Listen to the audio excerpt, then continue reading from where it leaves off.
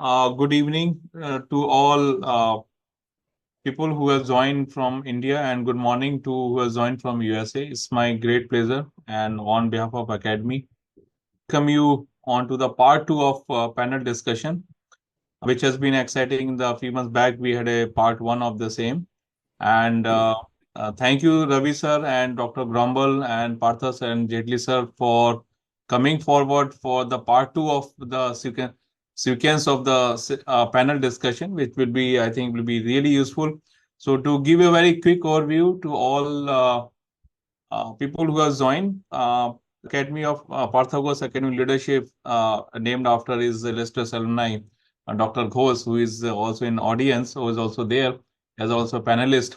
So we started this leadership academy in 2021. Now it's almost 3 years now. So it started into the crawling. Now we are taking shape onto various activities has been over the years, over the last 2 years. Other than the this international leadership lecture series, we are also conducting regular now programs for government people as well as I mean like for the corporate. So for and we successfully conducted for senior management of national informatics centers, NIC senior scientist, and again we are doing it from this August, and there will be almost 5 to 6 leadership training program for them. And this is I think on the series, if we count this as a panel discussion, this is going to be 26th in the series over the last 2 year 2.5 year. And also we take a pride also the proud for the pride movement for, I would say, for leadership academy, that we conducted the women leadership conclave, which was in 2 years back, and we planning once again to in the near future to conduct onto the same. So with these words, now I would like to request Jetli sir, or I think Partha sir, Partha. Partha sir to come forward for his opening remarks. Thank you. Thank you, Professor Bashre. Thank you, Ravi. Thank you, Commander Pranav, and all the distinguished guests who have joined from all over the world. As we do every time that we have met, I spend few moments to basically remind us what is the purpose of this academy.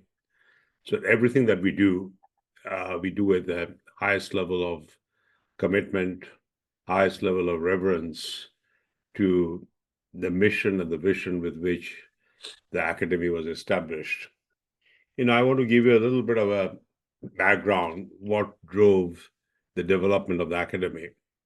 Me having, some of you know me quite well, having had the privilege to serve and work with corporate and government leaders in more than 36 nations, I do believe that our civilization has arrived at a point where we need to think of the future in new terms, whether we think of geopolitics, what happened in Iran and Tehran yesterday, the Ukraine-Russia war continues, Palestine-Israel continues, the South China Sea. So obviously, we cannot sit and watch all this as an audience.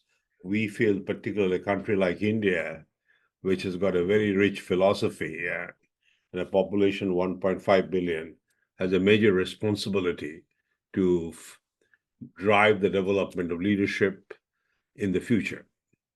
So if I look at the spirit with which leaders have been shaped in the last 200, 300 years, it has been driven by basically two equations.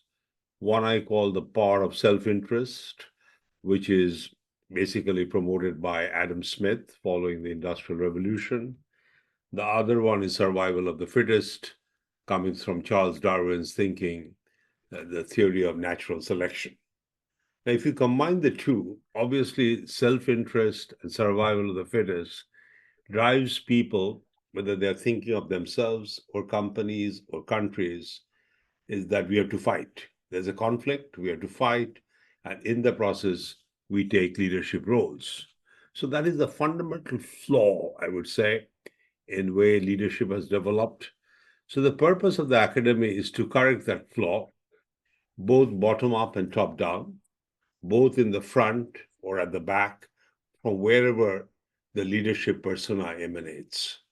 So the purpose of the academy is to create the new equation, which I call the plus sum game, where you bring multiple thoughts into a synergistic arrangement, if I may use a bouquet, which brings multiple possibilities forward for people both at the base of the pyramid as well as the top of the pyramid, whether we are talking about a country or a company or the globe as a whole. So our ambition is obviously lofty, you may say, but unless we have lofty ambition, it is very difficult to achieve great goals. So in that spirit, I feel the academy, as Professor Vashti was underscoring, has taken a good shape, but I think we have to speed up because the world cannot wait. We have to really speed up. We have to expand. It is our moral, ethical responsibility. Anyone who is not being able to move at the right speed is basically, I would say, being immoral. So I think each one of us have to now take the responsibility to serve the moral, ethical need of the hour, because millions of people are losing their lives because of climate problems, because of conflict problems. You can go on and on.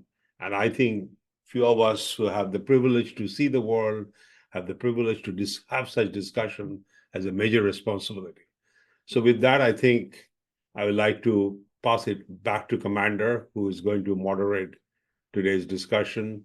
And I'm so glad to have my good friend Ravi. I don't know Paul has joined or not. Both of them have been very good friends of mine over the years who have got a lot of deep views as to how leadership, the personality should evolve in the future. So, to Jetli. Thank you very much. Thank you very much, Partha Ghosh. This lecture series has created a stir, let me tell you, all over the world.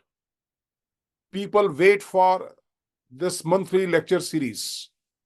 If they don't get an invite by around 20th of the month, we start getting messages, what happened to the lecture for this series. So now we have decided that we shall be announcing the names of the speakers even for the next 2 or 3 months, or maybe even up to 6 months. The response we are getting has been very, very good. We had speakers like the ex-Minister of India, Suresh Prabhuji, Paul Grumble, industrialist Anand Deshpande, Narayan Murthy, Dr. Naresh Trehan, Dr. Amanpreet Sani of USA, even Air Chief Marshal Uru Praha, Mrs. Emiko Higashi, Professor Anil Shahastra Professor George Rocket, and so many of them. Now it's almost, we have, you can say 2.5 years, we have been having these lectures. And we are planning to publish a compendium of these lectures also, so that this knowledge which so many speakers have shared with us, it comes in the form of a beautiful book, which can be shared with all of you. So with that, I think let's go ahead with the talk of the today, and I'll request Pranav to just introduce the speakers so that we can start with the panel discussion.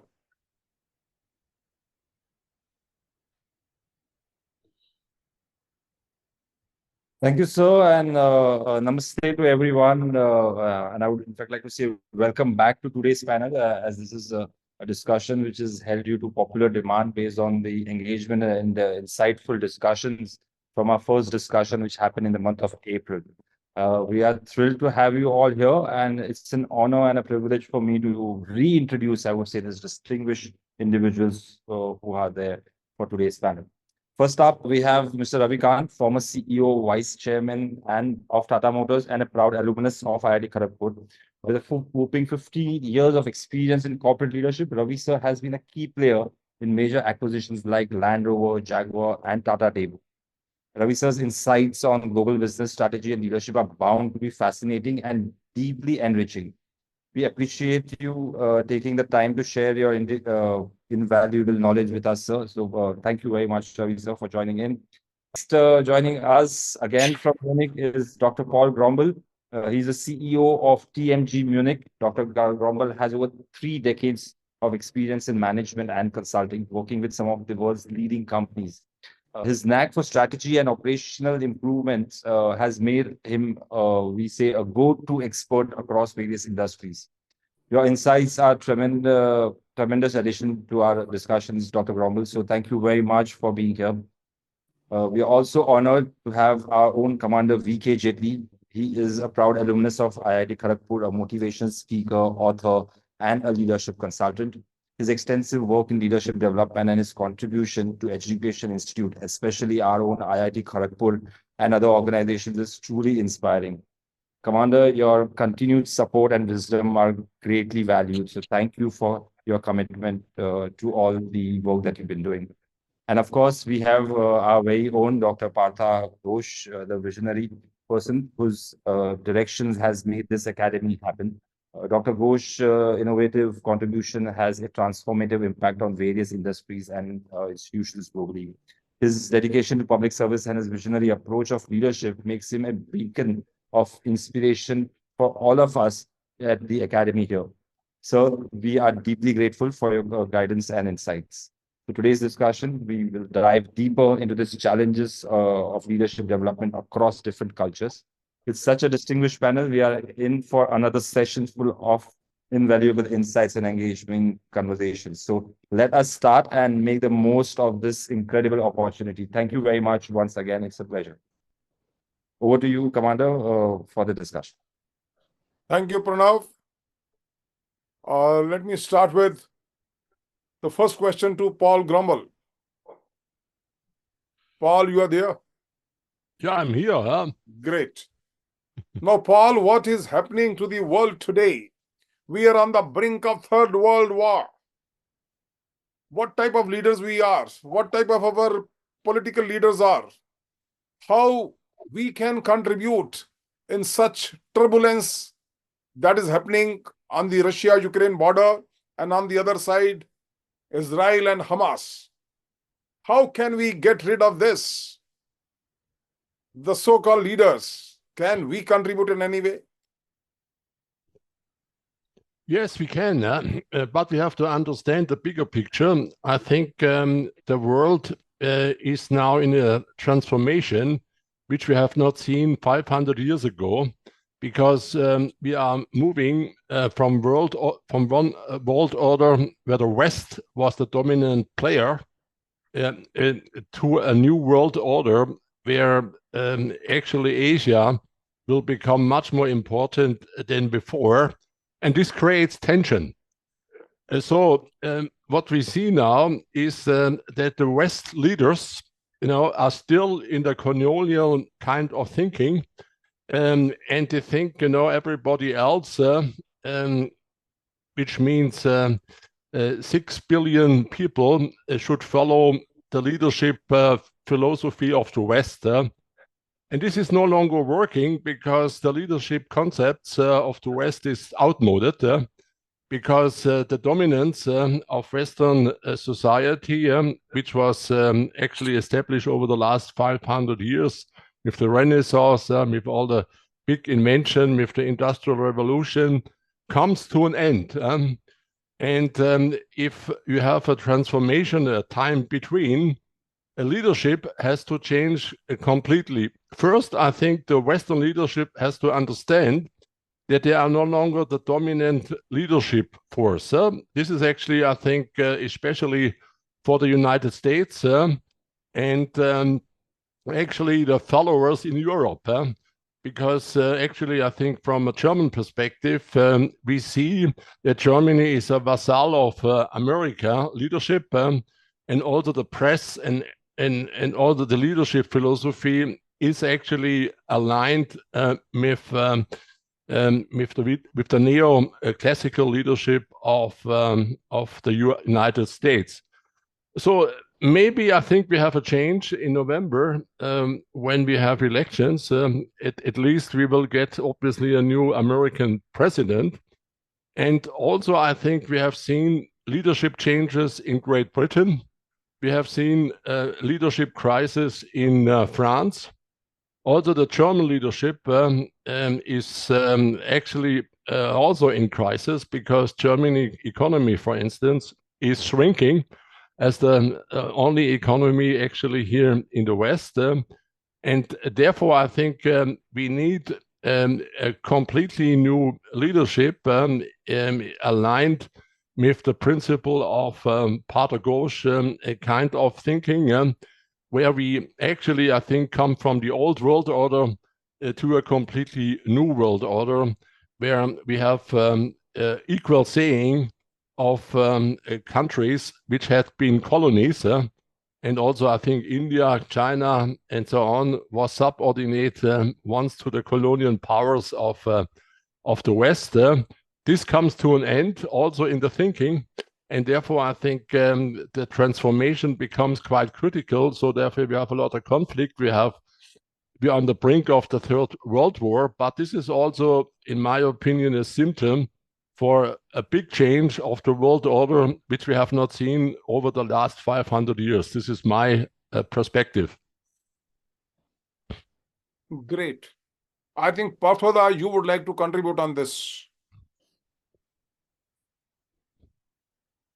Yeah, thank you very much, Paul. Thank you. Nice to see you again. I think I firstly agree with Paul that we are at a point of inflection. And at the point of inflection, the fundamental principle is that we have to look at the future with a new perspective. It is not a linear extension of the past into the future. That is Paul's fundamental message. I fully agree with you, and that's why we have the academy. But the big question is that how do we make that transition from the past S-curve to the new S-curve? Because we as human beings have a tendency to continue with the past momentum, and we keep on tweaking the past while recognizing there's a new S-curve, but we do not make enough investments, intellectual, spiritual, maybe physical, financial, that we have to transition from the previous S-curve to the new S-curve. It's a discontinuous change, and discontinuity is very uncomfortable, extremely uncomfortable. And people who are leaders today will not be able to do that because they are the products of the past S-curve. So we need new type of leaders with a new commitment who are indeed new. Now, in Germany, for example, Olaf Scholz, who is the current chancellor, is a great person. I've seen him talk in various forums, the chancellor of Germany. But on the other side, he has to protect the past momentum. He is dealing with people who are caretakers of the current system. So the real challenge which Commander you raised, how do we prevent the Third World War? We need to really speak out. And that's why this international lecture series we are doing is extremely important. We should publish. We should not wait to write the book. Every lecture series should be published and broadcasted all over the world. And that's how I think we can bring the new change. Change doesn't come easy. It will not come from United Nations. It will not come from World Bank. It will not come from current parliaments and senates, because they are caught up in the current momentum. It has to come from outside. And that's where our Academy of Leadership has a major responsibility. And I really mean it. I hope all of you connect with it with a lot of intensity. And at least I feel very intense about it because I face these problems every day, because fortunately I deal with all such leaders and they are struggling. So that's my quick response, Dr. Jaitley. I think, Mr. Ravikantji, if we can hear your views also, and then I'll give you my views also later on. Okay, thank you, Commander Jaitley. Well, whatever Partha and Paul have talked about is, I'm quite in alignment with what they've said. I'll be talking more about corporate leadership rather than the world political leadership. Both are intertwined in a way. And as it was said here, that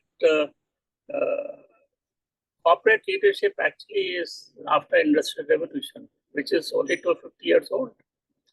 And why it happened? Because suddenly there was a disconnect between place of production and place of consumption. You could produce more and you could send out more. So they had to have a new type of leadership. And they chose a kind of a leading from the front type of leader, and that kind of we have just now talked about. Very egoistic, bombastic, my way, highway type of leader, who has been the hallmark of, I would say, the capitalist society in the last 200 years. And in a way, it's worked. I'm not condemning it. It's worked very well. But now I believe that this is run its course. It's run its course. It is bursting at the seams for various reasons, and I'll pick just 3 or 4. One is men have been made into machines. It all started from comparatively and with the kind of timekeeping and things like that, and therefore more and more efficiency. I think we have come and reached a situation where it is impossible or very difficult, or it will come at a very high price if we want to continue to move in that direction.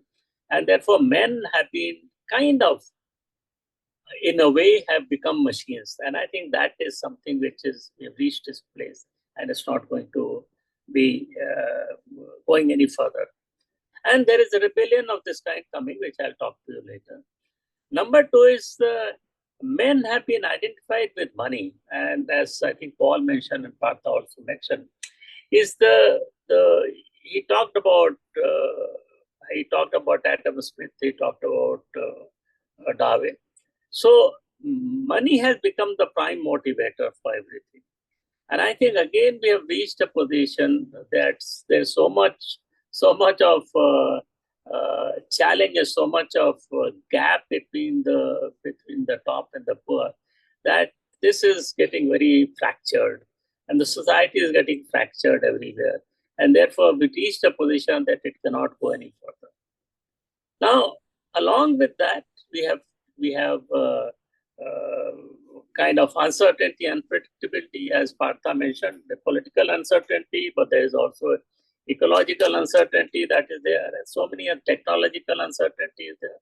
And with this, it is impossible for one type of leader to be cognizant of all this. And along with that, you have so much of data coming out. I mean, I don't have to go, everybody is familiar with that. Impossible for. So we need to have a more adaptive and more distributed type of leadership. This kind of bossy leadership, this kind of this thing. One country saying, I'm the boss and everybody is to follow that. And somebody else is saying, no, I have to do this. This kind of thing will need to give way to a more collaborative leadership. And this collaborative leadership is going to be important, because at the end of the day, the new generation, I'm not talking about our, the new generation, millennial generation, is not going to be accepting this egoistic type of leadership. And therefore, Partha talked about change. I think the change and the revolution has to come from millennials. We have to bless. We have to give our support, we have to this. But the revolution has to come from millennials.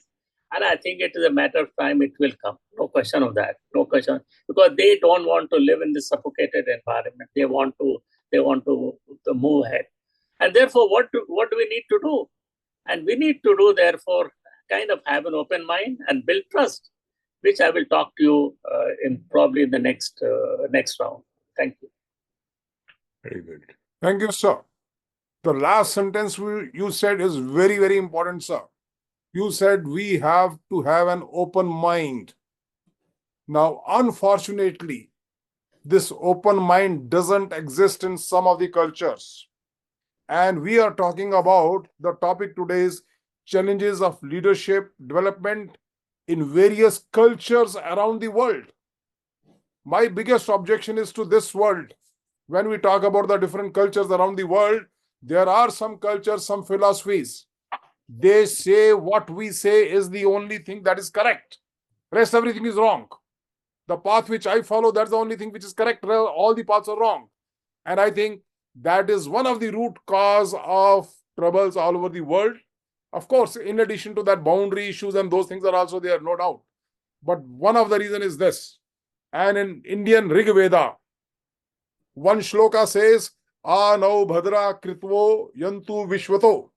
That means, let noble thoughts come to us from all sides. What a great thing our sages have written thousands of years back. Let noble thought come to us from all sides, all over the world. Now, unfortunately, this is not the thing with many cultures in this world. They say that we have a patent on our philosophy, and that is the only one which is the correct. Rest everything is wrong. Now, unless this thing changes, the world will not have peace. Partha, please go ahead. Thank you very much. You have positioned the problem beautifully because, in the knowledge economy, we have moved from the industrial economy to knowledge economy. In the industrial economy, as Ravi was talking about, a certain kind of leadership worked. But in a knowledge economy, the first requirement is I should be a humble student. I should be able to learn because knowledge expands at the speed of light. And if I believe what I learned 10 years ago or 10 days ago or 10 minutes ago, that's what will drive my future, I'm basically not connected with knowledge. And it is a recipe of, literally, I'm using a strong word, death. So I think the challenge we are facing, again, is a very fundamental one. We have to make, firstly, as Ravi was talking about, the younger people understand the knowledge economy means you are a permanent student, your ability to learn, unlearn, and relearn has to continue at a very high speed. So that is a training of the mind, and which I think we have to work on, because typically our education system has been Cartesian, which is you know Newton's law. If you know E equal to mc square, if you can write the equations, you're good. But we never said, how do you connect Einstein with Tagore and Tagore with Max Muller to create a new model, which is a different kind of thinking, how to integrate thoughts. So that's point one. And the point two I want to make, which is extremely important, in a world where we are dealing with so many different cultures, a great leader has to have the ability to connect with cultures. And as a result, he has to be adaptable. So I may be grounded on certain fundamental principles. I'm a good student. I want to learn. I want to serve. And that is universal. But to learn, to serve, I have to be able to engage with each culture with a lot of reverence, as opposed to just connecting with my own culture wherever I may be from. It doesn't matter. So I think those are the two factors we have to work on. And hopefully, as Ravi and Paul and you and others would participate, we have to create a consensus. How do we create? Your word was open mind. And mind better be open. Otherwise, in a knowledge economy, you're finished. But you are right, most of the minds are closed. And we keep a lot of egos outside, divine outside, inside, and divine outside. It should be opposite, divine within. And divine to me is the universe, which is continuously breathing. And egos outside, which is act as obstacle. But we just typically do the reverse. And that is the change of model that we have to bring to play. Great, sir, great. I came across, sir, one letter which was written by one Jewish survivor of the Second World War from the concentration camps. His name is Haim Ginot. He writes a letter to the teachers. Most of us are teachers here. And in Partha Ghosh Academy also, we are teachers basically trying to teach the leadership. Now, this gentleman writes, "Dear teacher, I am a survivor of a concentration camp. My eyes saw what no man should witness. Gas chambers built by the learned engineers. Children poisoned by educated physicians. Infants killed by trained nurses. Women and babies shot and burnt by high school and college graduates. Sir, I am suspicious of education. My request is help your students become human. Your efforts must never produce learned monsters, skilled psychopaths, educated Ishmans. Reading, writing, arithmetic are important only if they serve to make our children more humane. What a pathetic wording, touching wording he has used. Paul Grumble, I think things haven't changed even after that Second World War. And what you said initially, I am really, thinking what you said is very right. The leadership has to shift towards the Asian countries now, from the Western countries. They have outlived and they have not been able to give a solution to the world. If you look at the Asian countries today, Indonesia has the maximum Muslim population in the world, but there are no rights, whether it is Shia, Sunni, or against the Christians or Hindus, anybody, nobody. Bali, out of that, is an island with almost 90% Hindu population. And they continue to celebrate Ramayana even till today. Same thing goes with Thailand and all the other Asian countries like in that area. So I do have a feeling, and there have been no war, by the way, during last so many years in these Asian countries. No big war. On the other hand, Europe never had a time period, such a long period when they had a peace. All the time, some country or the other is fighting with the other. All the time. And even today, they are fighting so miserably. So I do feel what you said is very right. Probably in our blood in the Asian countries, we believe in coexistence, we believe in collaboration, we believe in respecting the thoughts of the other person much more than probably in the European countries. So further on this letter which I read by Hem Ginot, I need your thoughts, sir. I want to add a little bit of humor, Paul, before you start. I was looking at the Olympic results in name of Asia. The number of gold medals won, the highest is China, number 9. Next is Japan, 8. Then is South Korea. Then is Australia. These are the highest number of gold medals. United States have, by the way, only got 4 gold medals. They've got largest number of medals. Anyway, Paul, I just want to add some statistics. No, I think it is a symptom for the change. And also, I think we should not underestimate what happened over the last 500 years in terms of leadership and power base. 500 years ago, the leadership and the power base was in countries and in the state. And now I shocked, actually, I think, my German clients with a statistic that the value, the company value of NVIDIA is larger than the combined value of Germany, of the German economy. So I have the impression that we have also a change in the power base of leadership.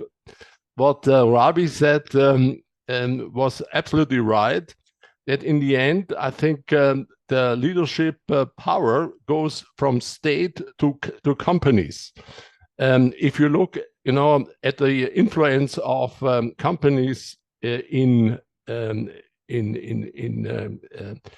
China as well as in the United States, it becomes quite interesting that, for instance, Microsoft is much more powerful than Germany today, or Nvidia is more powerful than Germany today. So, but the danger is that this power base and these leaders, which are completely powerful. I mean, if you see in the United States, the leadership of democratic selected politicians are not selected by the people. It is selected by the donor class. The donor class actually get rid of Biden in 4 days.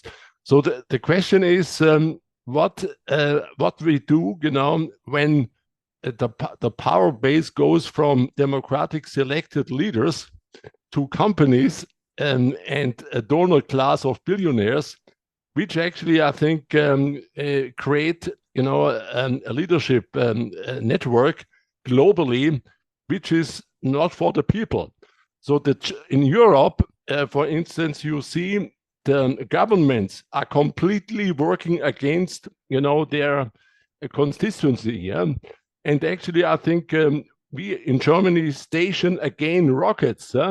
Nobody in Germany wants to have rockets of America in our country. So we have a separation in a quite interesting thing, that maybe people trust companies more than they trust their own leadership. So the question is, Ravi, what do you think about the increasing power of companies versus governments? So my hypothesis is that the power base shifts from governments to big corporations, which are networked on a global scale. Yeah, thank you, Paul. I think that's what you have highlighted is very interesting, because the power is shifting and in fact is becoming more concentrated. And we all know that concentrated more power is always very dangerous. So we are moving from one danger to another kind of danger. And this is something which is quite bothersome and quite worrisome.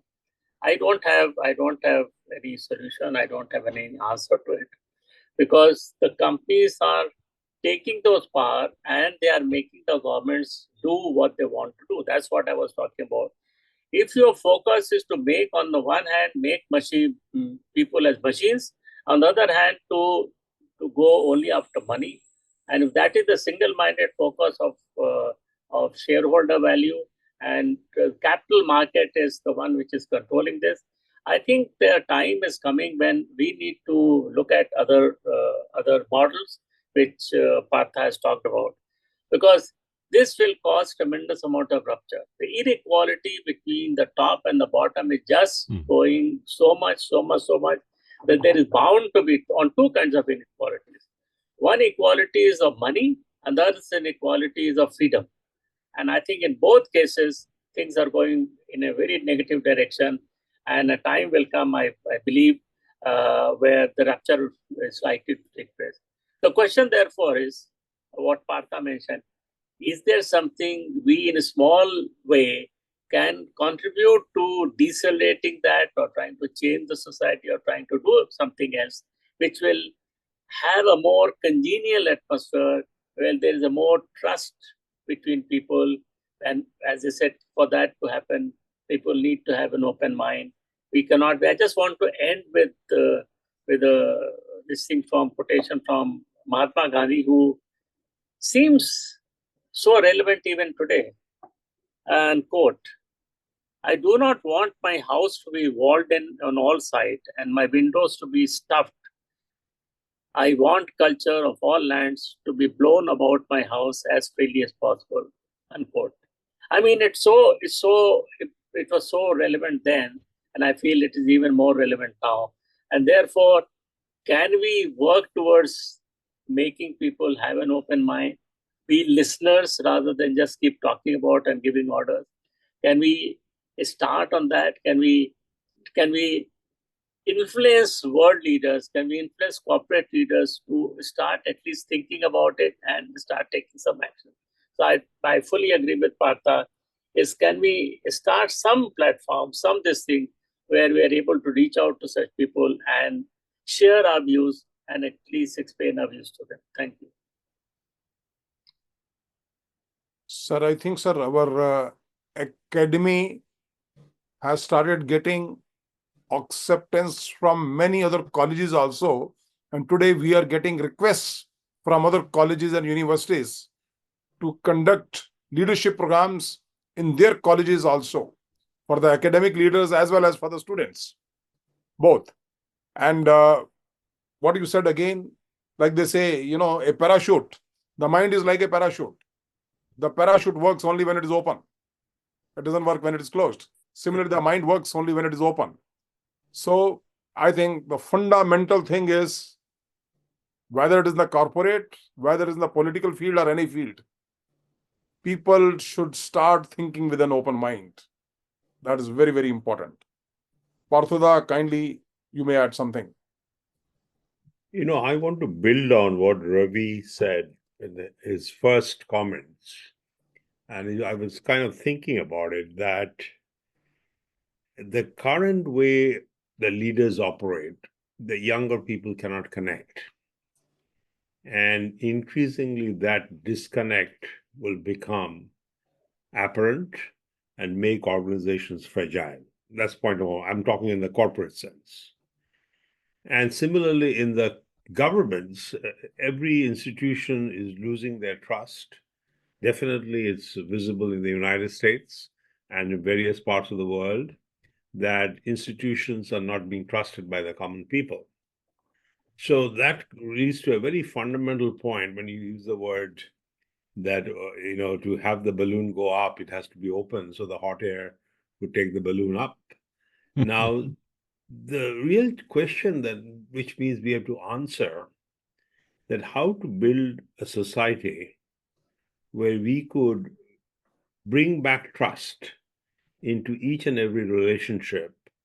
And genuine trust is not on the surface, because on the surface we say a lot of good things, but inside we remain different. So there I was thinking a little bit about Walter Cronkite. Maybe many of you have heard the name. Walter Cronkite was a CBS news anchor in United States, television news anchor for almost 19 years.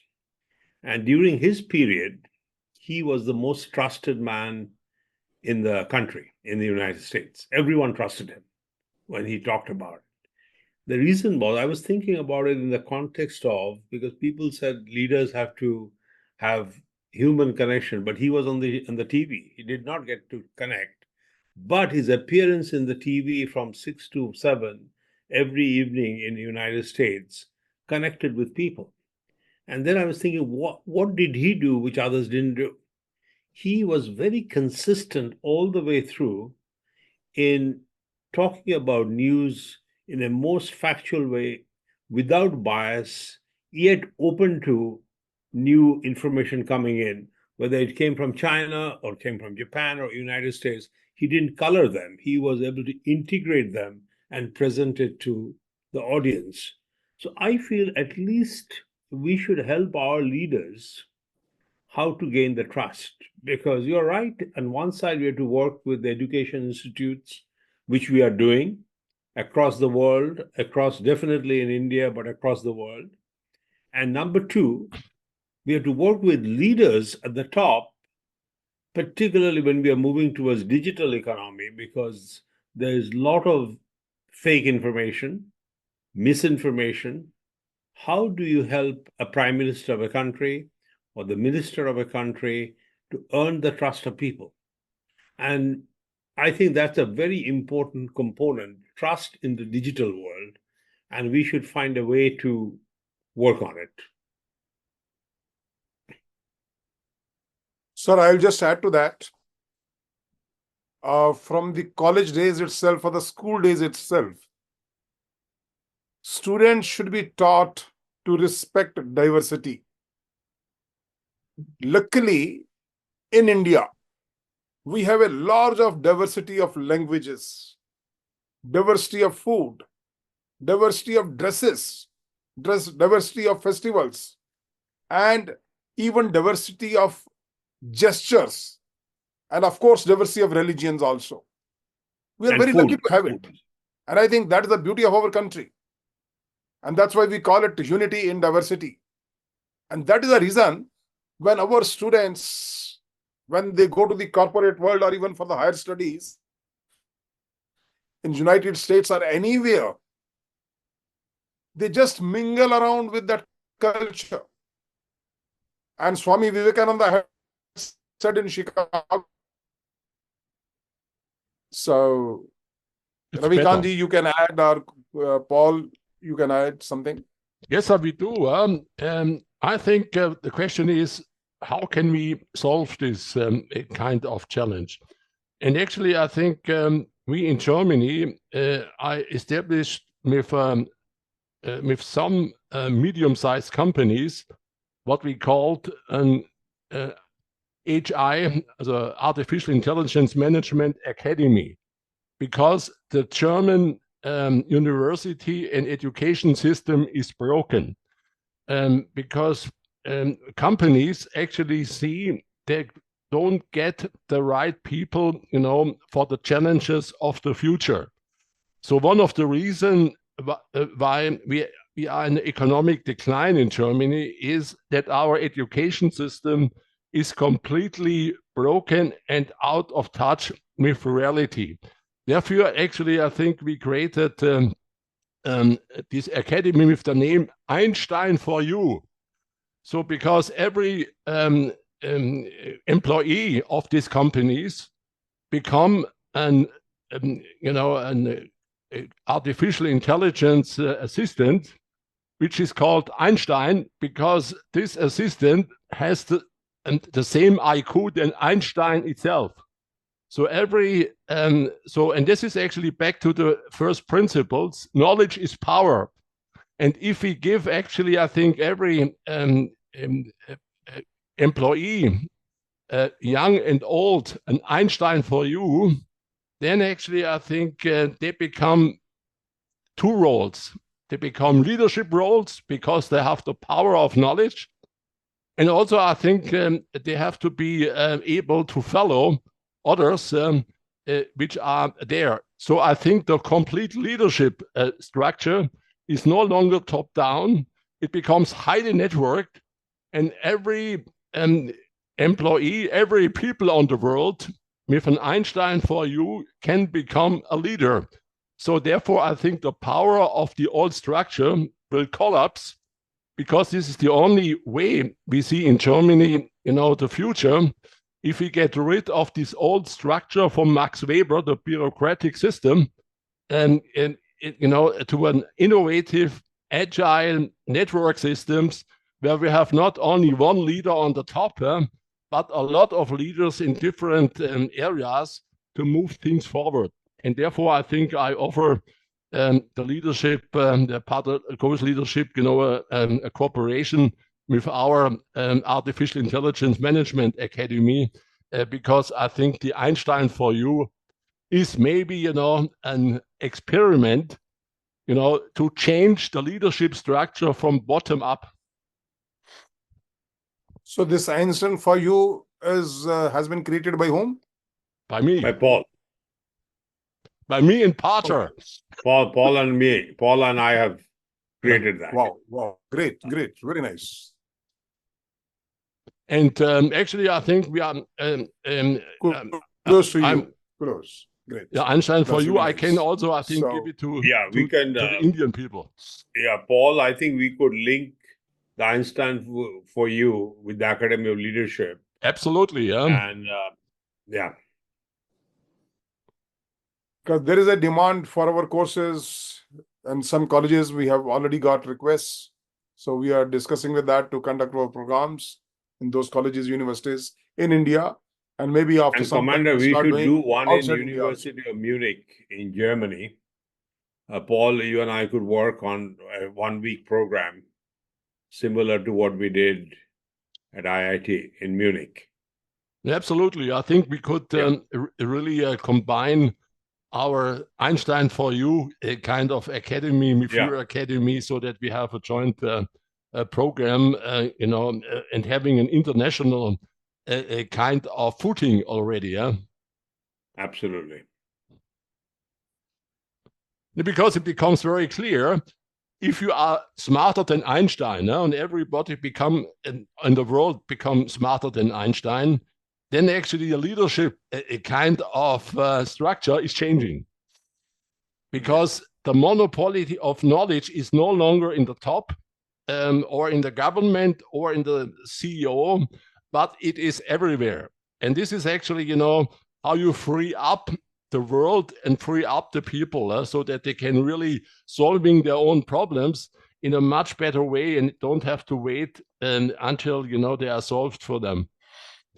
The only thing we'll have to be careful is, yes, people become smart, they have the knowledge, they have the wisdom, but they should be good human beings. That's very, very important, which I Absolutely. said. I agree. Yes. Yeah.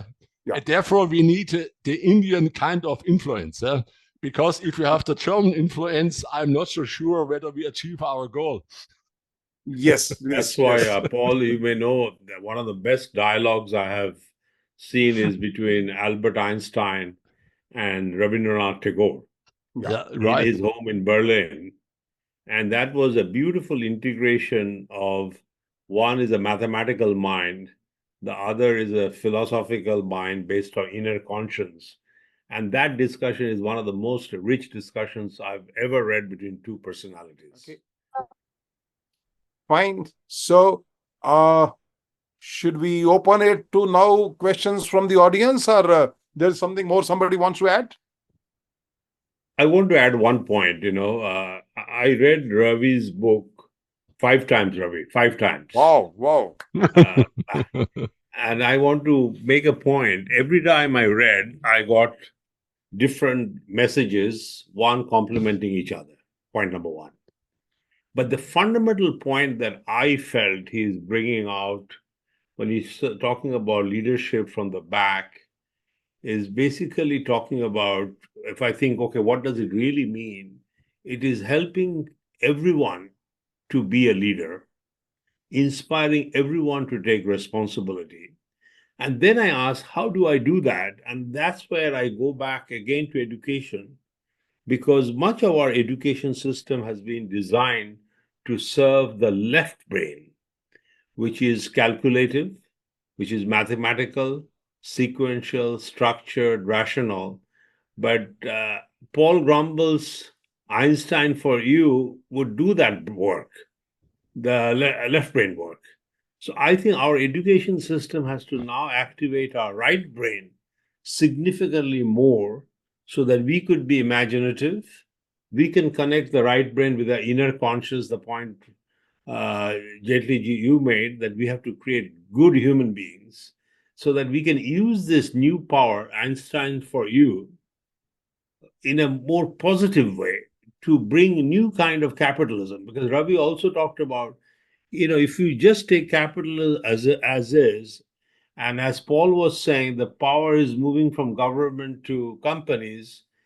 Basically, capitalism, as if the power is moving towards who has more money. Capitalism, by definition, means creation of capital, and that will create the divide.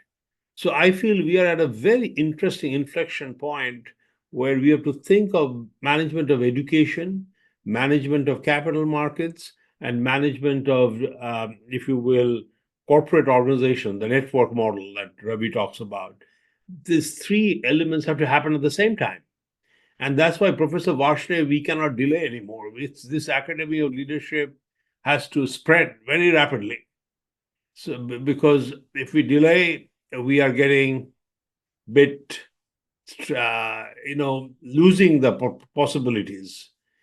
So I think it's our joint responsibility how to really speed up, as you always say, Professor. Yeah, we have to speed it up, and that's what I think is the challenge of the hour. Yes, I agree with you. May I just share an experience? In last 100 odd days, I have interacted at nearly 40 places, 30 of them in India, all top-notch universities, IITs, IIMs, and 10 outside India, in Dubai, say, Cambridge University, Birmingham University, Queen's University at Belfast, Singapore, and all that. And I'm finding that the change that you're trying to make, it is very difficult for the big guys to make the change. As we have already said, that they are successful, so therefore more successfully are, more close-minded you become. And therefore it is the small and medium guys who are taking this in a very major way, and they're liking it. And the owners are actually changing. The owners are saying, no, I don't want to do this. Now I want to do some other kind of leadership. And so it gives me some clue that how could we reach out to a large number of such people who could then create a tipping point for it to go forward. Now, this is something for us to think about. I'm just leaving the kind of idea on the table. Very good point. Thank you very much, sir. I think Partho, the just mentioned about Rabindranath Tagore's meeting with Einstein. So I'm reminded of one of his poem, beautiful poem, where the mind is without fear and head is held high, where knowledge is free, where the world has not been broken up into fragments by narrow domestic walls, where words come out from the depth of truth, where tireless striving stretches its arms towards perfection, where the clear stream of reason has not lost its way into the dreary desert sand of dead habit, where the mind is led forward by thee into ever widening thought and action, into that heaven of freedom, my Father. Let my country awake. And I add, let humanity awake. With that, I think, should we go ahead, Pranav, and Maybe open the only house to the audience? one addition to Partha. Can I make a short Yeah, addition please, to sir. Partha? Yeah, actually, I think with your left and right brain, I think we have now a big shift in education and also human mankind from the capability of asking or coming up with smart answers. We have to shift from smart answers to become have the capability of smart questions. And the mankind lost, actually, I think, especially the older guys, the capability to ask smart questions.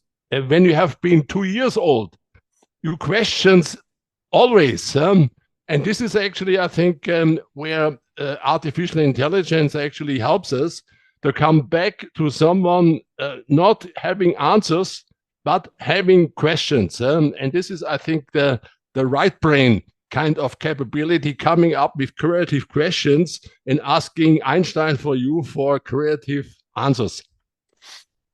Great. Pranav, all yours.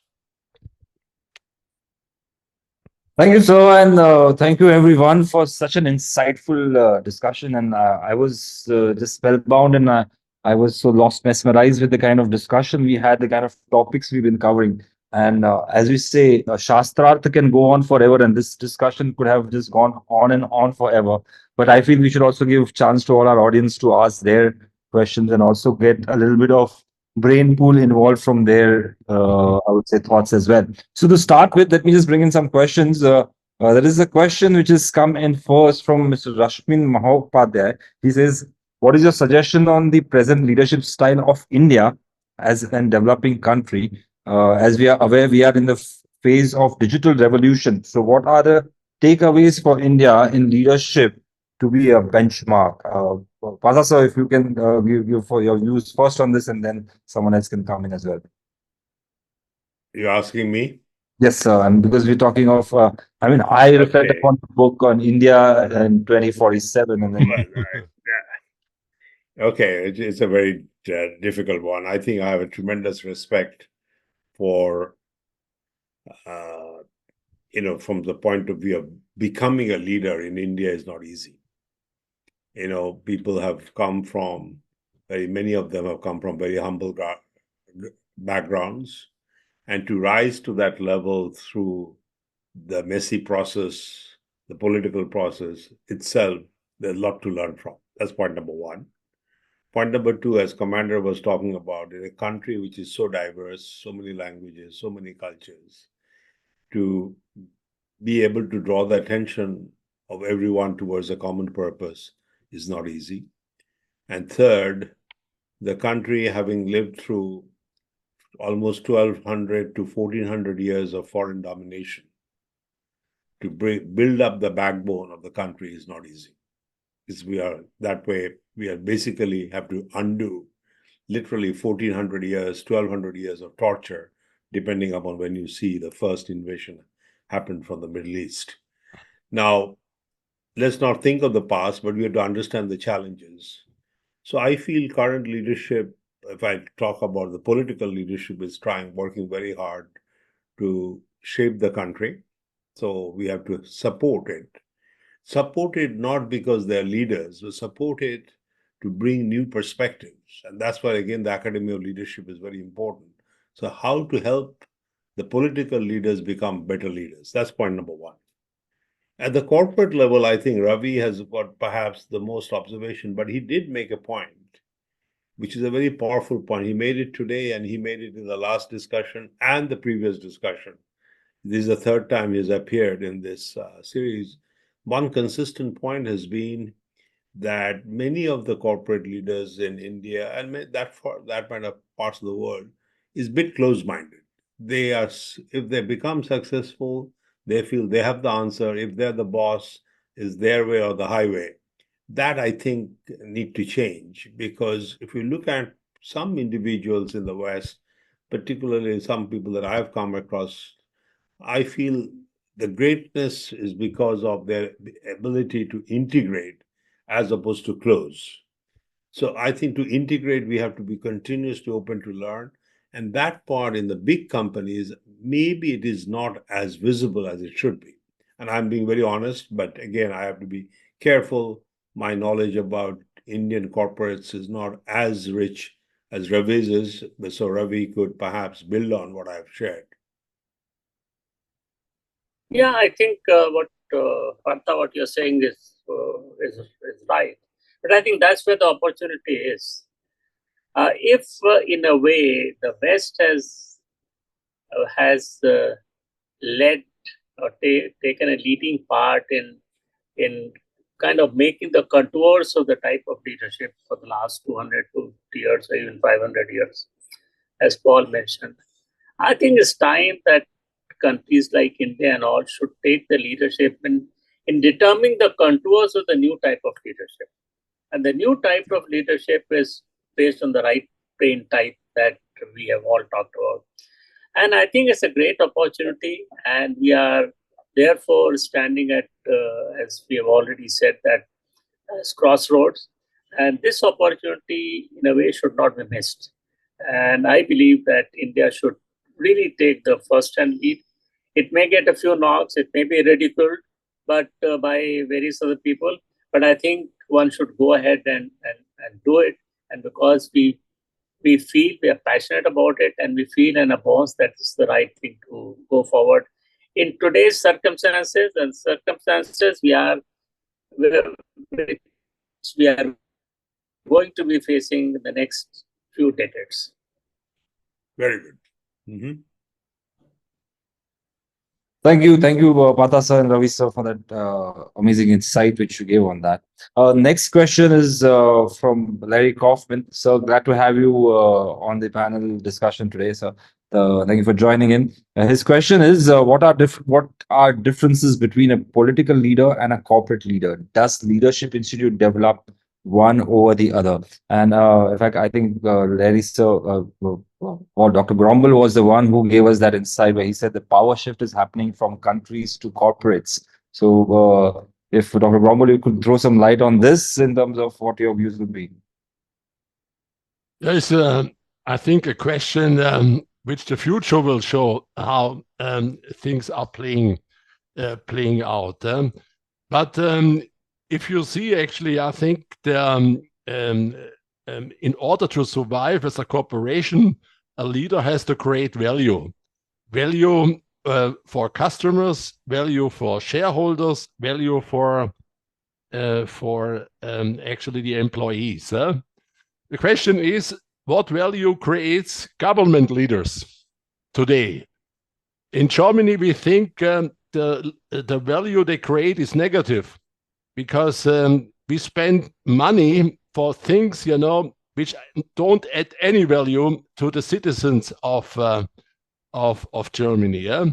And also, I think that in the end, we will see that if government is not creating value for their stakeholders, leaders will be challenged, and the complete system of leadership and democracy will also be challenged.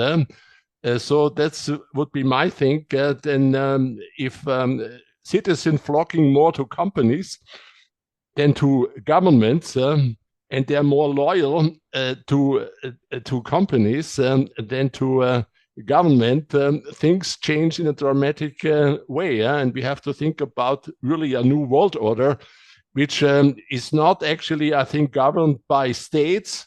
It's maybe governed by networks, which trust is a big thing. And I think that Asia is much more able to create this kind of networks, which actually I think will create a new understanding what humans can do. So my opinion is that governments of the old style, especially in the West, have reached their end. And I think governments which create value for the people will actually, I think, increase. And this is, also I have no right answer what the future will bring, but maybe Partha could help me out here. Yeah. In fact, if I may, Pranav, with your permission, and Please, sir. I will bring a bit different perspective. Firstly, I agree with what Paul had to say, but I will look at it, where is the world going because of what we discussed earlier, artificial intelligence, knowledge economy, where knowledge is the power, and rightly Commander talked about Tagore, where the mind should not be with any kind of fear. If that is the world where we are moving, what is the role of the corporates versus what is the role of the government? I do not think the corporates will become the solution, nor will the government become the solution. But the role of the government will become very important, because in the knowledge economy, unless we could make the base of the pyramid knowledgeable, their ability to participate in the knowledge economy would decline very rapidly. So, and that's where the government comes in. Whereas the corporates have also an important role, that when you bring together people from various parts of the world or various segments of society who is working in the company, how to enlighten them and to become compassionate in serving their customers, working with each other, serving their shareholder requirements. So I look at future corporates should be the centers of enlightenment. So whoever can join a company would benefit, but there are many others who may not be able to join because the knowledge economy requires people to be knowledgeable, where the power of education becomes very important. So the role of the government is to help the people at the base, ensure that the right kind of guardrails, which helps people to connect with the corporate world and create the right kind of balance. And that balance would be very different from the balance that we have seen in the past. The dynamics between the government and the corporates. So both have a role to play, but it will be very different, very, very different. And that's what we have to work towards. Maybe only can I add one example. I think an enlightened leader, in my opinion, was Henry Ford. Henry Ford invented actually, I think, the assembly line, which brought a huge increase in productivity. Yeah? And what he did, actually, he doubled or tripled, the wages of the workers immediately. Yeah? So he shared, actually, I think, the productivity gains with their workers. And I think if you would have more Henry Fords and less Zuckerbergs, things would be much better. So in my opinion, I think a leader and an entrepreneur who creates productivity gains should share, actually, I think, these productivity gains with their customers in prices, with their employees in wages, and of course with the shareholders in profits. But this should be an equal footing. And what we have now is a completely imbalance, of billionaires, which are rich beyond any expectations. I think someone asked that the donor class existed in the US since a long time. But look, the donors 20 years ago and the donors now, I think they are now at least 100 times more wealthy than before. So also their power becomes quite interesting in this. So I mean, we have to tackle this, as you said, with guardrails, this kind of imbalance, so that productivity gains, for instance, with artificial intelligence, is distributed on a global scale in an equal footing, like Henry Ford did it when he invented the assembly line. So, Paul, if I may say, you compel me to take an Indian case, and I think the case is that of the Tata Group. I think it's fascinating to understand how Tata's evolved and how they've grown and how they have connected themselves with the society and taken care of all the stakeholders in the process for over 100 years. And I think that is some model which we need to look at very, very, very carefully, because there are a lot of solid points in that which can be used to move it forward. Great. Yes, sir. Tatas can be a role model for the world. Sure. Thank you for that amazing insight in terms of value creation, which corporates and governments would do in terms of their work. But I'm going to take up a cue from here and ask a question myself here. We're talking of this comparison between the corporate leadership and the government or political leadership in that sense. And Ravi sir, you mentioned about the corporate leadership, and men have been made into machines and men have been identified with money. So we are losing out the compassionate quotient in that particular sense out there. At the same time, when we talk of political leadership or government in that sense, the word bureaucracy by itself has become somewhere a synonymous thing to laziness, lethargy, taking time, has its own processes, which slows down the pace of things. So how do we bring in this, I would say, a balance between both, where we can make I would say corporates more compassionate. I would say leaders in corporate look at things more compassionately, and at the same time look at governments or bureaucracy functioning with more productivity, efficiency, and I would say to an extent also accountability in that sense. So, Ravi sir, if you can throw some lights on that, and then I would want others also to share their views. I, as I mentioned, Tatas are a shining example of how they evolved. What were the ethos? As you know, the group is actually controlled by two trusts, which were formed after the death of the founder. And it's a trusteeship concept. It's not an ownership concept. Many times people say, "Oh, Mr. Tata is a billionaire" and all that, and start comparing with this, but that's not the case. So Tatas have a trusteeship concept and not an ownership concept, and I think that is a very important difference. They always believe that whatever, as I'm just quoting the founder's words, whatever comes from the society goes back to the society many times over. We are trustee of people's wealth. We are not we don't own the wealth. We are trustee. We are just converting into a more productive thing and passing on to others. So that is one model which is there. And I think whether it is an organization or corporate or even a government, is something which can very wisely put into action some very good points of that. So that is something which is there. And the other thing is, as Partha has talked about, is we need to create trust. We need to have a collaboration. All these things are simple, very simple, but it takes courage to do it. And in case of trust, in case of open minds and all, we can have whole sessions on that. We can talk about. So this is something which is very, very lacking. And I can tell you one thing, that in my at least 50 years of experience, it works. And I've seen it work in different situations, in different organizations, in different industries, in different this thing.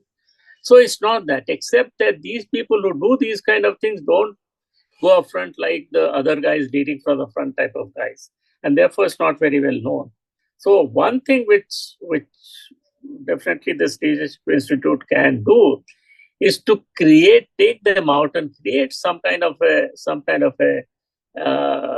awareness about, okay, this is the way also people are doing it, and they're doing it successfully, except it is not known. It's known very less. Maybe I can also add, an interesting example from our network companies of our academy. which is actually a Swiss company, Hause Umantis, and they elect their leaders. So this is the first company in Switzerland. You know, Switzerland is known for direct democracy, where actually the citizen itself have more power than the government. So actually, I think if there's any new things to build, like a bridge, so people will actually vote and have a voice in this kind of decision. It's not a broad top down, and they actually select all their managers in all levels for 3 years. And actually, I think they can be re-elected, but they can also, I think, get out of the business. And this is actually, I think, the first democratic kind of company I know, highly successful, and people, you know, trust each other. And even people, you know, who want to quit, don't quit because they could get rid of their manager and leader in the next election. So this is a quite an interesting kind of development, that also companies can become democracies, maybe only in Switzerland right now.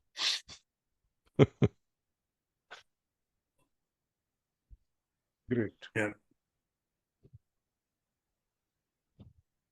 Pranav, you are muted.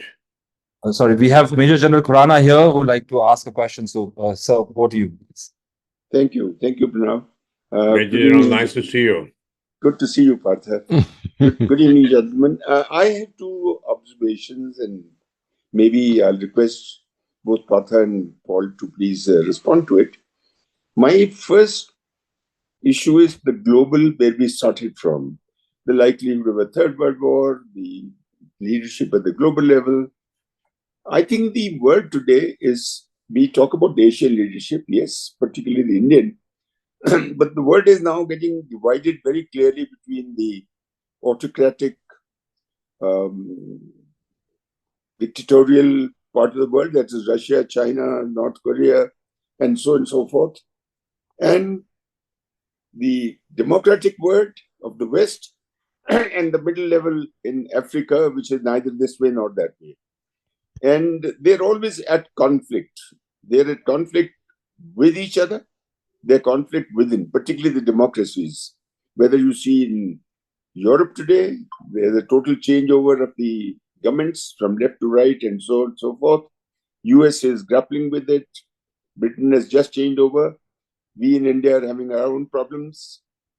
So my first question is, or first observation is, that when we talk of getting leadership, which very rightly should be combining the best of the East and the best of the West, and as Paul said, the West seems to have failed. How do we cater, how do we arrange to get these naturally contradictory parts of the globe to come to one thinking? Number one. My next question is that we have had these excellent lectures, which I'm very happy to hear that they'll be out in print or in online or whatever method that we could use. But are we reaching, and this is something Partha would probably say, I keep repeating it, are we reaching the leaders of tomorrow? We cannot change the leadership of today. They are so involved in trying to get their world in order, their countries, their national interests. It's always nation first, India first, America first, and China, of course, is always thinking of it, you know, what Russia is doing. So my point is, are we reaching the generations 10 to 15 years hence, the leaders? Because if we don't, then the same will continue, and we'll have the same problems coming up all over again. So can I request you to please comment on both these observations? Partha, you go first. Yeah, let me. The very rich points, Major General, and one would not expect anything less from you, given your wide experience across multiple dimensions. You know, I think, let me start with the question on autocracy versus democracy. There are two kinds of forces at work. And I find it interesting because last 200 years, the struggle was between capitalism and socialism. that struggle has continued, but somehow moved away from very visible discussion towards a discussion how a country should be managed. Is the political process, which is democratic process, too expensive? Does it really choose the right leader? Does it allow a leader to take long-term decisions? Whereas an autocratic process, if I look at, for example, the Chinese approach, at least they can make long-term decisions. Some of the projects are 10 years, 15 years out. There's a 100-year game plan, which is the whole country is committed to. So I think what your question underscores that we are indeed at a point of inflection, both in terms of governance, how a country should be managed, what is right, what is wrong is not clear, because democratic process could be quite dirty, as we are seeing in the United States. It could be very expensive, as we have seen it in India and in the United States. On the other side, autocracy ultimately keeps the power with few individuals who govern. But if it is benevolent, it is very good, but it may not be benevolent. Who knows? So there is a need to, I think, innovate a new kind of political process or a governance process. Do not have to be limited between the two. A human mind is innovative. We should be able to innovate new ways to govern. And it is not very clear what it should be, but we have to work on it. And that should be also the task of the Academy of Leadership. Then you are absolutely right. To build leaders of the future, it is very difficult to help current leaders who are in leadership roles, unless there are exceptions like you and Ravi. Ravi has been in leadership roles for the last 30 years, but yet his mind is like a student. His mind is like what Tagore envisioned a person should be, without fear, always ready to learn. But unfortunately, to bring that change in people who are 50 plus is very difficult. So we have to focus on the younger generation. That's why the Academy of Leadership should be able to touch the students at a fundamental level, not to get jobs, because today the other challenge I find that people are going to IITs or any other university with the only one mindset: I have to find a good job. We have to help them to find a role in society and help them to develop that. And that is also not happening. So as much as we are talking about the crisis, but we are kind of creating the crisis the way our system is working. So I think that understanding has to be brought into the center stage of our discussion. And that's why these discussions are important. And I hope we could publish them. Pranav, one of the challenges would be to publish them in media, every talk, and really make it viral so we can connect with millions of people, not thousands. In fact, we have to think in terms of billions of people. Then I think we can bring the change. We have to be a bit ambitious in our goal, given that it is for the benefit of our society. I could see the messages coming through in the chat box. Vasudhaivam Kutumbakam is only possible when we can reach out to billions. And it is our responsibility. As I mentioned to Professor Varshney, this is our moral responsibility. Professor Varshney comes from Mathura area. It is what Sri Krishna's responsibility. He took the responsibility. Time has come. We have to take similar kind of responsibility. Maybe if I can add, Partha. Yes, Paul, please. Could I a very good observation that in the past we had capitalism versus socialism. My hypothesis is it didn't change, but the roles have changed. Democracies, like the German one, has become more socialistic kind of thing, because we have a top-down kind of regulation in Germany, in Europe. For instance, people are no longer allowed to select their cars freely. So they actually, I think, compelled in buying electric cars, which nobody wants. The question is, this is actually, I think, very autocratic and very socialistic a plan. So, And we see the future of a socialistic kind of systems. You know, they are quite not innovative. They are not actually, I think, creating potential for the citizen.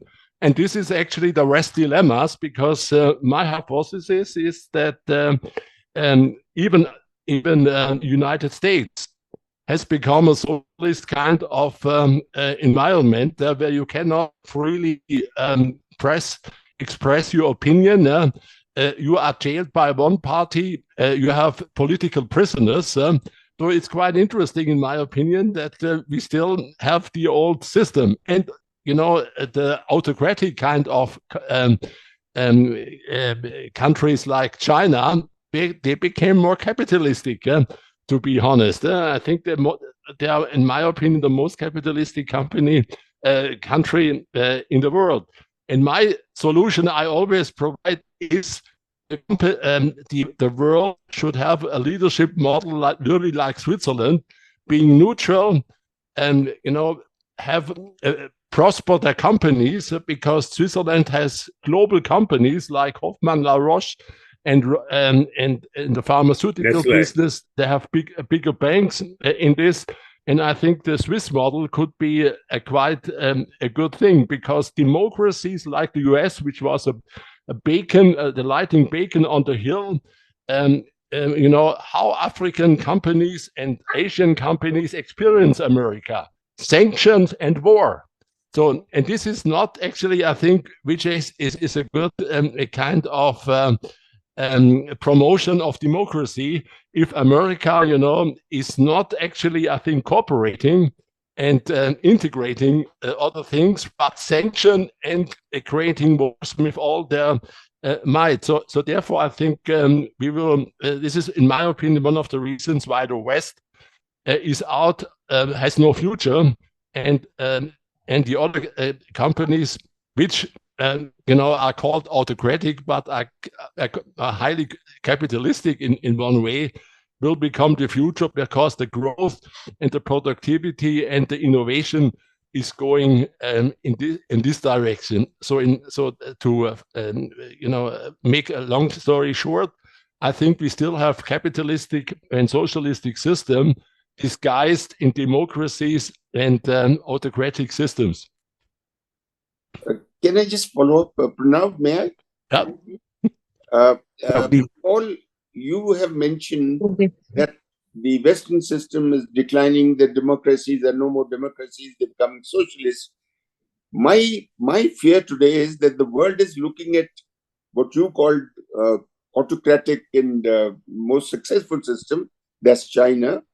They're looking at China as a successful model, which has improved the lives of their people. They don't care for the social values, but definitely they've improved their lives as far as the materialistic world is concerned.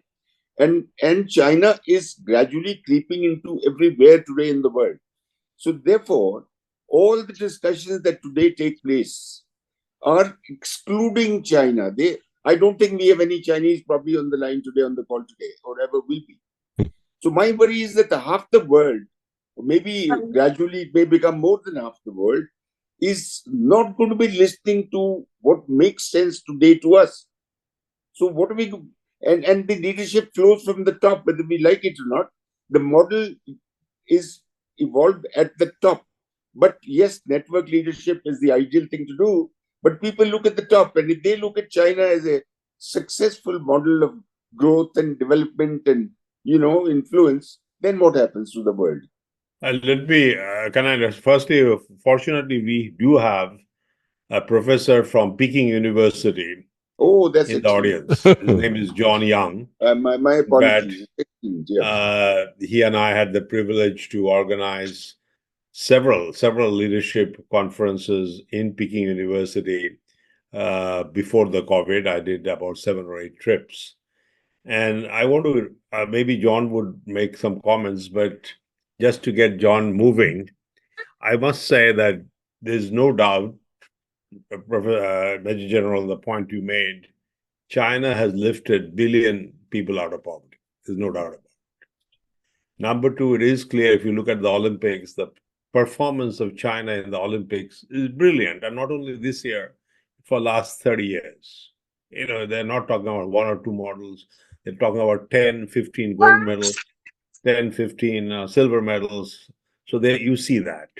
Then when you look at the brand names China has created, whether it's Alibaba or Huawei or TikTok or ByteDance, and now they're getting into electric vehicles, they're taking over the world in EVs. There's no doubt they've done a great job. And finally, when you look at the papers published in artificial intelligence, genomics, again, China is at the top of the world. Now, I studied how did China achieve so much? Because mind you, in 1952, China's GDP per capita was about 10% lower than that of India. I think it was China was 110, India was $130 per capita in 1950s.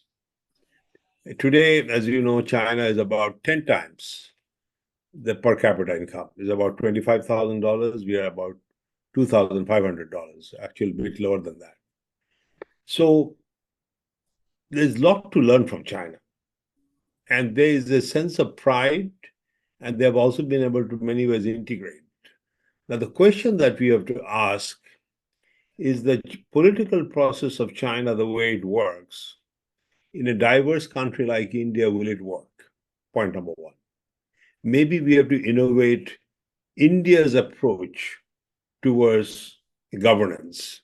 We have taken the Western approach, but we have to develop India as an old country, philosophically rich country. Why couldn't India develop its own approach of governance, political or macroeconomic governance? And in the process, as Ravi was talking about, make the corporate centers centers of excellence, centers of self-expression, so that everyone gets a chance to enlighten. So here's a great opportunity for India to create new models, as opposed to thinking whether it should be China or the Western model. Lot to learn from China. No other country has lifted 1 billion people out of poverty. And not only that, in a very short period, agricultural productivity of China is about 3 to 4 times that of India. 3 to 4 times output per unit. There's John appearing. John, thank you very much. I want you to comment. Yeah, thank you, Professor. Thank you, Professor Ghosh, for inviting me to be here. I see a lot of enlightening remarks by the professors, but people in the audience. I really appreciate this kind of open discussion on the emerging issues in leadership in the world today. A few points here. Okay, the current situation for China is a little complicated. It's also a little tough in the sense that because of the COVID situation, or because of U.S.-China relations, and China's economy currently is not doing very well, and relationship with quite a few countries, not only the United States, but also mostly likely to be Europe, is not as good as before, even though the company are still working in China. But talking about leadership, what you have been talking about, quite a few issues have been discussed in China in the past years. And Professor Ghosh, come to China and discuss a lot of issues on the important issues there, and still these issues are being discussed. I'll give you a few points here on the issue. Number one, China is not as monolithic as others think. If you go to Peking University, to Tsinghua University, etc., a lot of discussions and online, offline, on the road for China to go to choose for the future. And people have been very open to discussing current Chinese government policies on quite a few issues, not only COVID issue, but engaging a lot of reflections on what is right, what is wrong.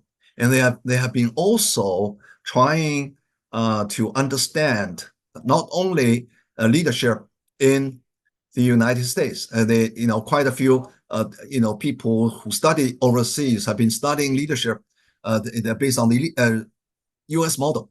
But at the same time, they go to countries like Japan, Korea, and a lot of people have been studying leadership from India, not political leadership, but leadership, corporate leadership of Indians in the United States, and trying to understand what's going on there.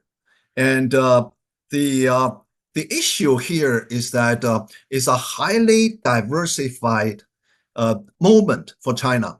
It's never been reported properly overseas. And if you look at the media, sometimes the Chinese media and sometimes the Western media, sometimes the picture is not correct. And so what I do to my students, Professor Ghosh, understand, I take my students to the United States. I took them to Boston. I visited quite a few universities. We discuss issues, and we discuss in the bus and discussing pro and con of the US model, given the Chinese situation. And we are also encouraging students to go overseas. So quite a few students nowadays going overseas and trying to understand what's going on. I just took students to Japan to understand Japanese leadership in times of change. I also took students to the United States, Germany, Korea, etc. And we are planning to take students to India next year. And also we are discussing issues of leadership in some other countries. The message is very important. Leadership is culturally based. Leadership is art, not science. But basically it's human nature driven. And you are focusing on human issues. But every society has its historical and cultural roots. So first of all, it is very important for me when I'm teaching leadership to ask the Chinese students never bring stereotypical image on other countries without being physically there. And this is actually, I'm talking not only to, I see a lot of Indian professors here in the audience.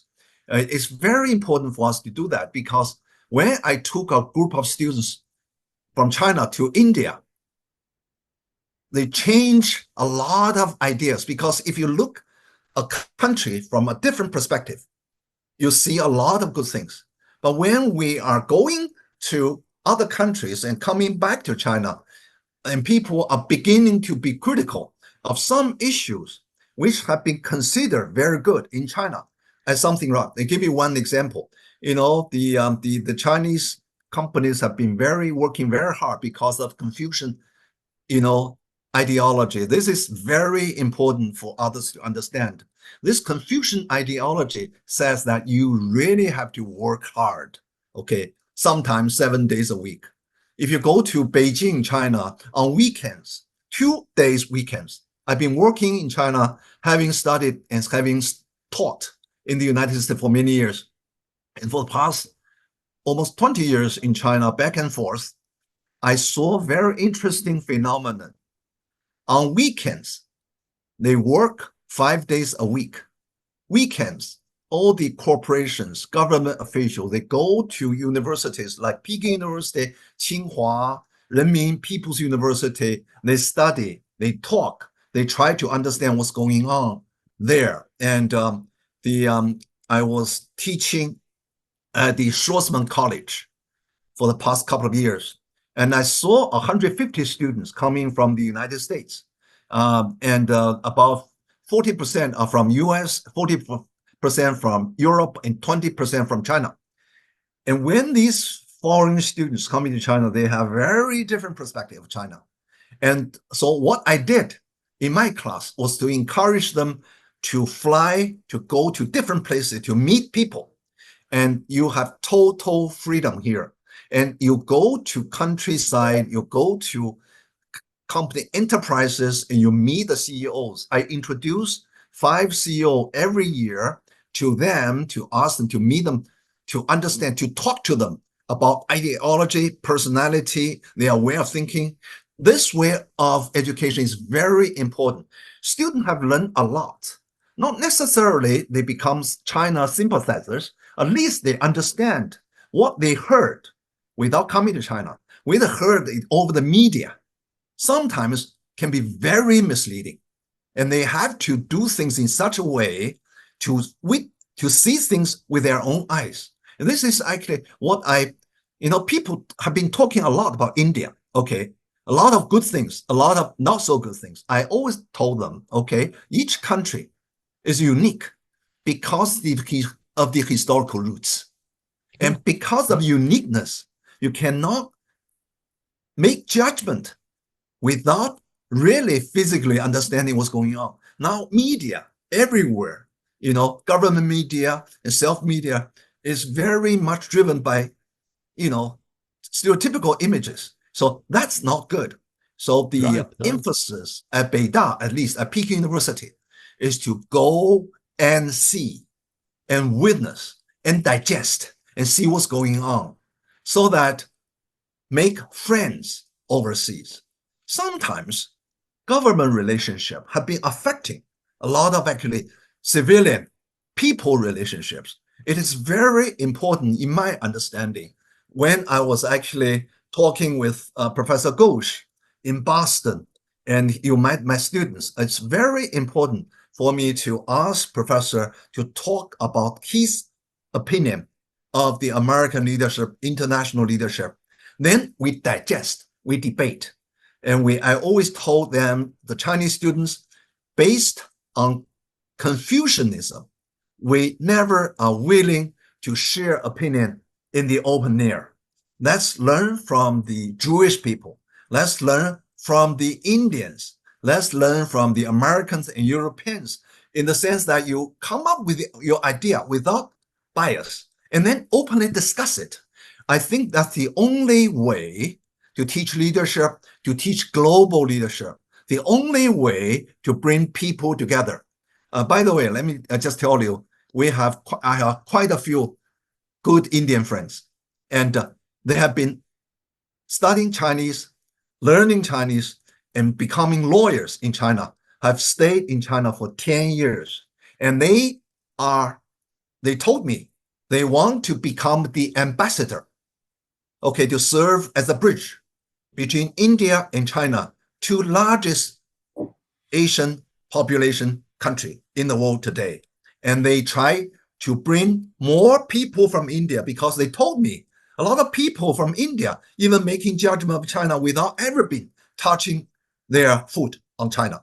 It's very important to bring this relationship together, so that people will be able to get rid of the stereotypical images and understand what is actually going on in another country. And this is actually the most critical point I learned from teaching leadership.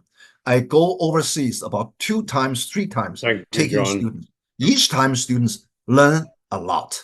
That's it. That's all I want to share with you. Thank you very much. Thank you. Can I add to John? I think great observation. For instance, yeah, I think I think what Partha said, that China is actually, I think, the North Star for many companies. It's not only because they achieved, that a lot of Chinese people went out of property. A lot of countries are thankful to China that they are not going into property. For instance, Germany is very thankful on China for 2 reasons. First, these are our greatest export markets, because workers in Germany would not longer have work without China. And second, the cheap products we get from China kept inflation low for 20 years.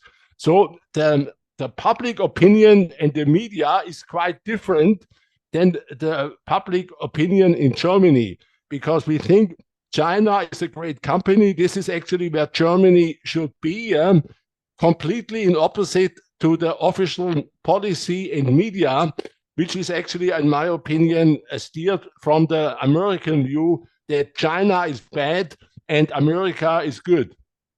Thanks a lot, John, for your contribution. Thank you very much. I mean, our discussions can go on, and as I said, they can really last forever. And I'm super, I would say, enriched with the kind of topics which we've been touching base upon. I mean, and if we see the spread from where we started off where we have reached in today's discussion has been really amazing. I'm sure we're looking forward to another panel discussion very soon. And I would request here Dr. Partha Ghosh to at least help us summarize this discussion and before we end for the day, sir. It obviously would not be easy to summarize such a wide range of points covered, but I will draw our attention to, I would say, 5 points which came out very, very clear. And I would like to thank John for adding, I would say, the color to the discussion. The first, I think it is clear the governance of our planet, of our humanity, has to be reimagined with a new perspective. That's clear. It is a common theme which came out, whether we are talking about corporate or whether we are talking about governments. We have to clearly engage with the future challenges with new perspectives. Now, at the time of inflection, which we have been through several points in the last 2,000 years, it is a very uncomfortable place, very uncomfortable, because we do not know what is the new going to be. And the leaders who are in the leadership role are comfortable with where they are. So there, I think it is important that how to manage this discomfort in such a fashion that we could jump into the next S-curve. And that's where I think much of the focus has to be, whether we are talking about corporate leadership or government leadership. It has to be able to, we should be, as an academy, should be able to cultivate trust. The point Ravi makes very loud and clear. A society has to be based on trust. Trust is clear, whether we are talking about the trust of a trustee of a company or trust as a soft relationship between individuals. And that's where I think the point that John made, which is a very powerful point John made, and I observed that when I first went to China in 1987, 7 days work. 5 days you work, 2 days you learn. It's, in fact, I've noticed whenever I went to Tsinghua University, Peking University, weekends, the corporates have come to the university to learn, not to just give their ideas, which is important, but to learn from each other, from the professors, from the students. And I think we have to bring back that culture of 7 days.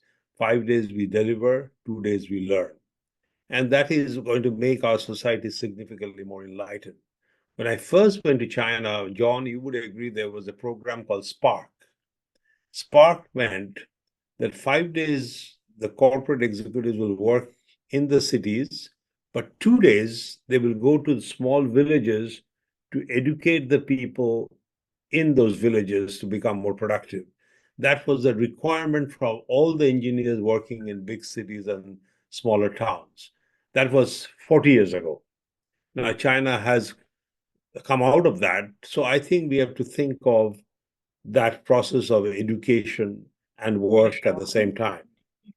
The final point which came out of the discussion today, and we must continue with this, is leadership as an art, which I think, Ravi, you have also talked about, Paul, you have talked about. Now we have to look at this as art in the context of the new power, which is the power of Einstein, or the artificial intelligence as a power, where we have to think of how to prepare mind, which is without fear, goes back to Tagore, how to prepare personalities which are curious and always ready to learn and unlearn and relearn. And third, where the head is held high, again, goes back to Tagore, where we have the courage to speak up, to speak the truth, talk about integrity. And this is the way we could create the new world, which I think the world is desperately looking for. I mean, whether you talk about people in the Middle East, whether we talk about the people in Africa or China or United States or India or Southeast Asia, I see there's a common appetite for something fresh. People are looking for something fresh. And the role of the academy, with your help, should be to serve that appetite and create the new perspective, bring a fresh perspective in service of humanity. So that is my quick summary. Back to you, Pranav. Thank you very much, sir. Thank you for that brief summary, I would say, because the kind of discussion we had today, summing up with such a short span, is really a master's task, I would say, in that sense. So thank you very much for doing that. And I would like to thank everyone for joining in today. Just to give an update to everyone, we are scheduled for our lectures for the coming 3 months. Next month, we have R. Bala Subramaniam, who is the member of the Capacity Building Commission of India, who will be addressing us in the month of August. In the month of September, we have Prabhu Gauranga Das, who is a member of ISKCON and heads the Govardhan village, also an distinguished alumni of IIT.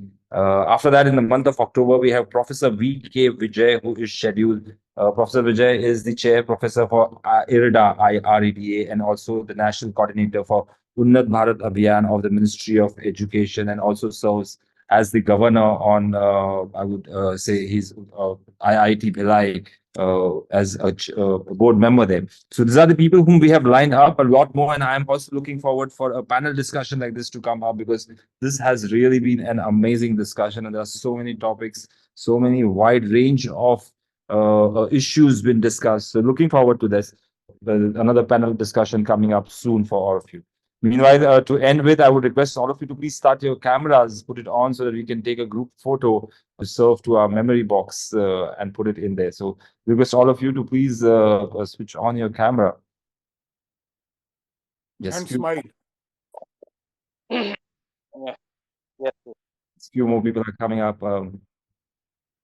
Yes, I will give a few seconds because I'm sure people might not be in shape to start. Some people are still a bit shy. I see all the cameras have not come on. Switch on your videos. Please unmute videos. Maybe you have to give some time to dress up their hair. Okay. Otherwise, their names will be there. No problems. So I'm going to take a quick screenshot for all of you. So smile, please. And there you go. One more, please. Thank you very much. Looking forward to see you all again next month for an exciting lecture series that we continue on leadership. Thank you very much. Thank you very much. Thank you. Thank you. Thank you. Thank you.